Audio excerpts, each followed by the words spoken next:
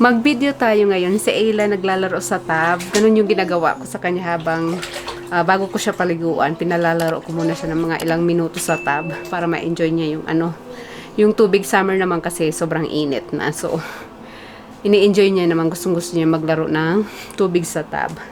So, naisipan kong mag-video. Buti na lang day off ko bukas kasi tawag dito, palaging konti lang yung tulog ko. Sometimes mga 3 hours, 2.5 hours kasi nga ang aga ng pasok ko, kailangan kong gumising. Gising na ako ng mga 4:30 ng umaga. Gising na ako para mag-get ready sa work kasi ang pasok ko is alas 6 ng umaga. 6 to 3 p.m. yung pasok ko. Kaya, ayun, palaging konti lang yung tulog natin. Ito, ang cute. Nabili ko sa Walmart, Hello Kitty. Fan talaga ako ng Hello Kitty noon pa nung maliit pa ako, yung elementary ako. Gusto ko talaga yung Hello Kitty. So, nakita ko to sa store. Tinapi ko lang siya. Yan, nakita ko sa store. So, binili ko siya. Ang cute. Ang laki ng print niya. Gusto ko yung pagka-print niya, yung pagkalaki ng print niya. Salita ko ng salita, hindi ko pala na-record. So, ayun nga bukas kasi nakakamiss mag-sit down video. Try natin mag-sit down video bukas kasi last time na nag-upload akong sit down video, buntis pa ata ako nun kay Ayla. So, 2 years old na ngayon si Ayla. So, 2 years na yung last na uploaded ko ng sit down video. So, nakakamiss rin gumawa ng sit down video. So, bukas, finger cross, sana makapag-upload tayo ng sit down. O sana makapag-film tayo ng sit down video bukas.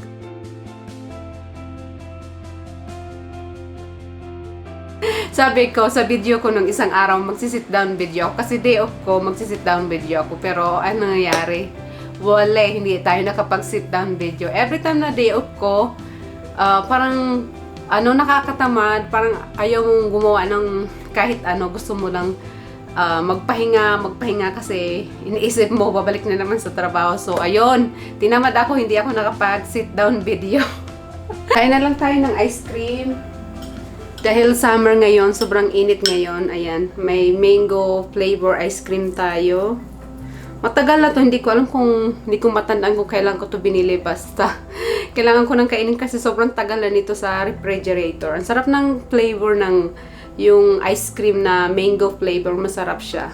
Favorite ko sa pagdating sa ice cream, yung flavor mango or dark chocolate na may mix na mint chocolate. Ganon, masarap.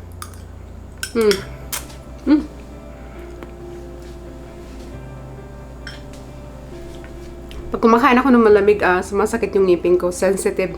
Kanina may dumating akong package. I-unbox natin ng mabilisan habang natutulog si Ayla. Samantalin natin yung yung free time natin. So, i-unbox natin to ng mabilisan. Ito yung na-receive ko kanina. So, ganito yung packaging niya. Buksan na natin.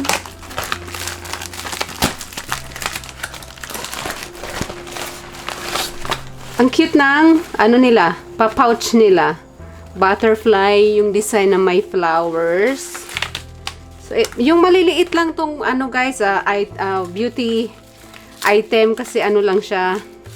Yung maliit lang na box yung ko. Meron tayong liquid eyeliner. Ang sabi dito, waterproof siya.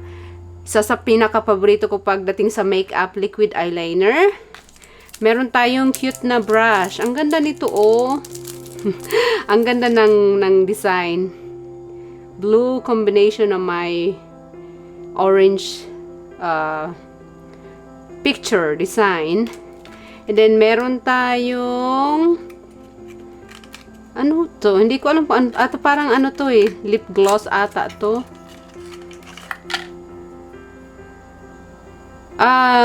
Glass Glow Primer. Ang ganda ng packaging. Primer siya. Glass Glow Primer. I'm excited. Diyan sa Glow Primer na yan. And then, meron tayong Tinted Lip Glow Lip Gloss. Cute din ang packaging nito, oh. Ang liliit. Mga baby makeup. Tingnan mo yung packaging niya. Jelly Juice Tinted Lip Glow. Ang cute ng packaging. And then last, ito rin ang cute ng liit. Ganda ng packaging, oh. Sweet Streets. Ano kaya to? Either blush on or maliit na eyeshadow. Ayan siya guys. So, maliit na eyeshadow. Combo na maliit na eyeshadow. Perfect yung combination ng color niya. Yan. Pang travel friendly yung ano niya, packaging ng eyeshadow. Ang cute ng packaging. Lahat to friendly. Travel friendly siya kasi ang liliit lang. Oh. Liliit. Cute. Dito ako excited sa primer. Glass Glow Primer. Excited ako dito. Ayun, naka-unbox tayo ng mabilisan.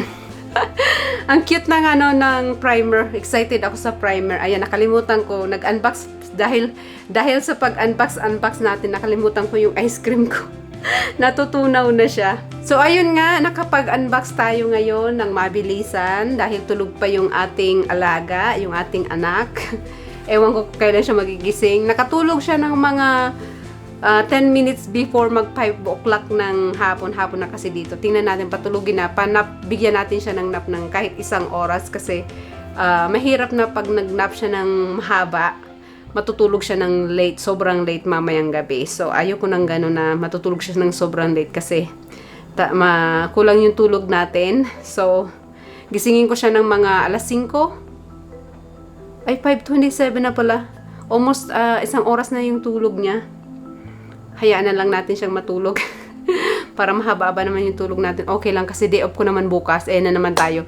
Day off ko bukas. May naisip naman akong uulitin natin kung yung plano natin na makapag-sit down video tayo bukas. Tingnan natin kung makapag-sit down video tayo bukas para may ma-upload naman tayo. Kasi namimiss ko na talagang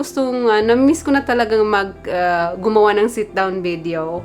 Yun yung gusto kong gawin yung mga sit down video kasi nakaupo ka lang. Ganon. So, tingnan natin bukas kasi day off pa natin bukas. Try natin gumising ng maaga, maging productive tayo and then maggawa tayo ng video, sit down video bukas. Tingnan natin. Ayan na naman tayo, gawa tayo ng sit down. Pagdating ng kinaumagahan, hindi tayo nakapag-video.